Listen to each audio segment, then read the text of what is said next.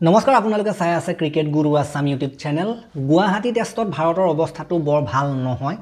আৰু এইখন test match ভাৰতে জিকাটো গুৰুত্বপূৰ্ণ আছিল সিৰিজটো ড্ৰ কৰাৰ ক্ষেত্ৰত প্ৰথমখন যেহেতুকে হাৰিলে কেৱল মাত্ৰ দুখনহে টেষ্ট মেচ আছিল আৰু এইখন টেষ্ট মেচত আমি দেখিবলৈ পালোঁ ইণ্ডিয়াৰ প্ৰদৰ্শন ইমান ভাল হোৱা নাই প্ৰথম ইনিংছত তেওঁলোকে বহুত ৰান কৰিলে 500 ওচৰা-ওচৰি ৰান কৰিলে 489 ৰান কৰিলে তাৰ প্ৰত্যুত্তৰত ইণ্ডিয়াই কৰিলে 201 আৰু বৰ্তমান সময়ত সাউথ আফ্ৰিকাই 26 ৰান কৰি আছে মানে 314 ৰান আগবাঢ়ি আছে তিনটা দিন অলৰেডি গ'ল আৰু দুটা দিনহে আছে গতিকে আৰু দুটা দিনত হয়তো এতিয়া ইণ্ডিয়া হাৰিব নহয়তো খেলখন ড্ৰ হ'ব এনেকুৱা হ'ব পাৰে সাউথ আফ্ৰিকা জিকিব পাৰে কিন্তু ইণ্ডিয়া জিকাৰ আশা একেবাৰে নগণ্য আশাহীন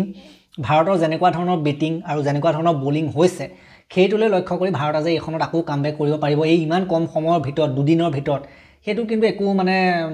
নিশ্চয়তা একেবাৰে নাই বুলি ক'ব লাগিব গতিকে এইখন খেলো ভাৰতে ড্ৰ কৰিব পাৰিলেতো অকমান যেনেকৈ হ'লেও সন্মানজনক কথাই হয় হাৰিলেতো যিখন সন্মান আছে সেইখনো যাব এতিয়া সিৰিজটো ড্ৰ কৰাৰ কথা চলি আছিলে কিন্তু লাষ্টত গৈ পেলাই খেলখন ড্ৰ কৰি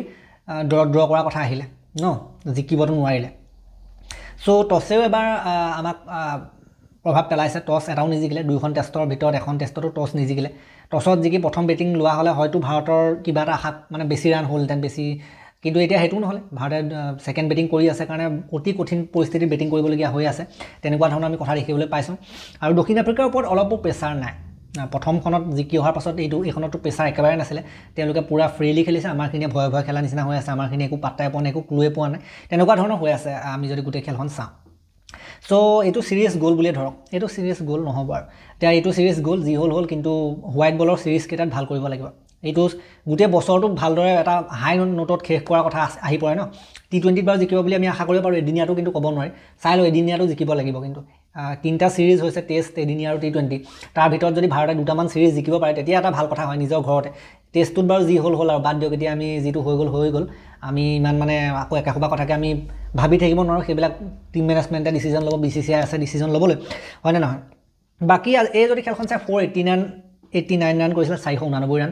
তেওঁলোকৰ মুথুচামি ইমান এটা ইনিংছ ধুনীয়া ভাল ইনিংছ খেলিছিলে গতিকে সেই 489 হোৱাৰ কিন্তু মেইন কাৰণ আছিলে মুথুচামি গোটেই খেলটো তেওঁ যেনেধৰণে পাৰদৰ্শিতাৰে তেওঁ মেইডেন 100 মাৰিছে প্ৰথমবাৰৰ কাৰণে 100 মাৰিছে গোটেই খেলখন যেনেকৈ চলাই নিলে তাৰপিছত ইয়ানছেনেও তেনেকুৱা এটা ইনিংছ খেলিলে 93 ৰানৰ ষ্টাফছে 49 ভাৰতৰ যদি ইনিংছটো চাই জয়ছোৱালে আজি অৰ্ধশতক কৰিছিলে ৱাশ্বিংটনে 48 ৰাহুলে 22 এনেকুৱা ধৰণৰ ৰান আজি কুলদীপেও লগ দিলে ৱাশ্বিংটনৰ লগ দি পেলাই যথেষ্টখিনি আগবঢ়াই নিছিলে আমি দেখিবলৈ পাইছিলোঁ গতিকে সাউথ আফ্ৰিকাই 26 ৰানত শূন্য ইণ্ডিয়া অল আউট হোৱাৰ পাছত সাউথ আফ্ৰিকাই বেটিং কৰি আছে আৰু বৰ্তমান সাউথ আফ্ৰিকাই ইণ্ডিয়াক টাৰ্গেট দিব তেওঁলোকৰ 314 ৰান অলৰেডি টাৰ্গেট হৈ আছে আজি দিনটোলৈকে এতিয়া সময়লৈকে গতিকে 314 ৰান নেক্সট ডে যদি আৰু বেটিং কৰি গৈ থাকে তেওঁলোকে 400 500ও তেওঁলোকে দিয়াৰ সম্ভাৱনা থাকিব 500 মান টাৰ্গেট দি দিলে আৰু সেইফালে অসম্ভৱ এটামান দিন হয়তো ইণ্ডিয়ালৈ দিবগৈ থাকিব 500-600 মান টাৰ্গেট লগাই দিবলৈ আছে তেওঁলোকে আৰু উইকেট বাৰু যাব দিন বাগৰি আহিছে কাৰণে পিটছ বৰ্তমান সময়ত বহুত বেছি বলিং ফ্ৰেণ্ডলি হৈ আহিছে লাহে লাহে সেইফালৰ পৰা চাবলৈ গ'লে তেওঁলোকে ৰান দিব 500 মান বা তাতকৈ অলপ কমো দিব পাৰে 400 মান বা 350 অলৰেডি হৈয়ে যাব 400ও হৈ যাব 400নো কিমান ৰান বাকী আছে 314ৰ পৰা গতিকে 400 450 500 ওচৰা-ওচৰি দি দিব পাৰে গতিকে এইফালৰ পৰা চাবলৈ গ'লে খেলখনৰ গোটেই ৰেহৰূপটো চাই পেলাই কিন্তু আমাৰ অলপ টেনশ্যনে হ'ব আমাৰ অলপ মনবিলাক বেয়াহে লাগিব গতিকে আজি ইণ্ডিয়াৰ যদি ইনিংছটো চাই 201 ৰান তাৰ ভিতৰত জয়ছোৱালে বাৰু এটা ঠিকেই ষ্টাৰ্ট দিলে ৰাহুলেও অ'কে টাইপৰ 22 ৰানত গ'ল সুদৰ্শনে 15 সুদৰ্শনক খেলাই পেলাই কোনো কাম দিয়া নাই মই আশা কৰিছিলোঁ সুদৰ্শনৰ পৰা বহুত আশা আছিলে যিহেতুকে ইমাৰ্জিং প্লেয়াৰ হৈছিলে আৰু আগবাঢ়ি যাব বুলি আমি আশা কৰিছিলোঁ কিন্তু ঘৰতে এনেকুৱা ধৰণৰ প্ৰদৰ্শন কিন্তু গ্ৰহণযোগ্য নহয় আগবাঢ়ি অহা প্লেয়াৰ উঠি অহা প্লেয়াৰ ন ঘৰত বেলেগত নোৱাৰিলেও ঘৰত কৰিব পাৰিব লাগে দেন জুৰেলাটো 0য়ে মাৰিলে জুৰেলক কিয় খেলাই আছে একো পাত্তাই নাই বহুতে আমাৰ চেনেলতো প্ৰশ্ন কৰি আছে পন্তে 7 জাদেজা 6 জাদেজাৰো বেটিং চলা নাই নীতিশ কুমাৰ ৰেড্ডি এনেই খেলালে 10 ৰান কোনো কাম নাই বলিংটো একো নকৰিলে নেকি তাও ঠিক কৰিছিলে বলিং হয়তো গতিকে আৰু সেইফালে যদি চাই আপোনালোকে কুলদীপে 19 ৰান কৰিছে 134টা বল খেলি জুচ দিছে ন তাৰ পৰা আপোনালোকে যদি চাই বুমৰাহে 5 সিৰাজে 2 এনেকুৱা ধৰণৰ আমি স্ক'ৰ দেখিবলৈ পালোঁ কুলদীপে যিটো ধৰণৰ পৰিপক্কতা দেখুৱাইছে বেটিঙত যেনেধৰণে ৰখাই মেলি খেলখন আজি আছিলে তেওঁ বেটিংটো কৰি আছিলে সেইটো দেখি বাকীবিলাকে শিক্ষা ল'বলগীয়া আছে তাৰ পৰা বেটাৰসকলে যদি তেনেকৈ খেলে বিশেষকৈ নীতিশ ৰেড্ডি জুৰেল সুদৰ্শন পন্ট এইসকলে যদি কুলদীপৰ নিচিনাকৈ ৰখাই মেলি অলপ নিলেহেঁতেন ইণ্ডিয়াৰ ৰান আৰু বহুত বেছি হ'লহেঁতেন কিন্তু সেয়া কুলদীপে যিটো বেটিং কৰিছে তাৰ এক অংশও দিব পৰা নাই বাকী সেইকেইটাই গতিকে এইবাৰ টোটেল ফেইলিয়াৰ আৰু যিটো টেষ্টৰ যিটো টিম সেইটো বনা নাই টিমৰ কম্বিনেশ্যন বনা নাই একেবাৰে বনা নাই যিটো বেটিং লাইন আপ কম্বিনেশ্যন একেবাৰে বনা নাই বহুত কিবাকিবি হৈছে কিছুমান প্লেয়াৰক এনেই খেলাই থকা নিচিনা হৈছে জুৰেল হওক তাৰপাছত আপোনাৰ নীতিশ কুমাৰ ৰেড্ডি এনেকুৱা মানে একো মানে পাৰফেক্ট হোৱা নাই 11টো একদম পাৰফেক্ট হোৱাই নাই সেইটো সকলোৱে কৈ দিব ভাৰতীয় ক্ৰিকেট সমৰ্থক বহু দিনৰ পৰা ক্ৰিকেট খেল চাই থকা ভাৰতক সমৰ্থন কৰি থকা মানুহে এই কথাটো ক'বই যে একো মানে 11 বনা নাই এইটো যেনেকুৱা হ'ব লাগে তেনেকুৱা হোৱা নাই আৰু এই দক্ষিণ আফ্ৰিকা টিমটো কিন্তু মই প্ৰশংসা কৰিবই লাগিব এওঁলোকে কিন্তু অষ্ট্ৰেলিয়াক টক্কৰ দিব পৰা বৰ্তমান টেষ্ট ক্ৰিকেটত টেষ্টত দুটা টিমে ভাল খেলি আছে এটা অষ্ট্ৰেলিয়া আৰু এটা হৈছে সাউথ আফ্ৰিকা আৰু এইকেইটা টিমে লাষ্ট কি খেলিছিলে WTC ফাইনেল খেলা টিম এইকেইটাই গতিকে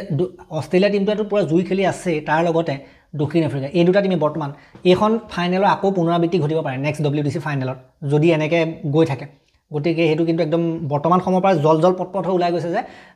অষ্ট্ৰেলিয়া আৰু সাউথ আফ্ৰিকা পুনৰ এবাৰ WTC ফাইনেল কিন্তু খেলিবগৈ পাৰে যদিহে এনেকুৱা ধৰণে গৈ থাকে ইণ্ডিয়া টিমটোৱে যদি ৰিকভাৰী কৰিব নোৱাৰে সময়মতে ফাইনেলত উঠিব নোৱাৰিবগৈ সেইফালে গৈ পেলাই এতিয়া টেষ্ট মেচ জিকিলেহে পইণ্ট পাব এতিয়া অলৰেডি ডাউন হৈ গৈ আছে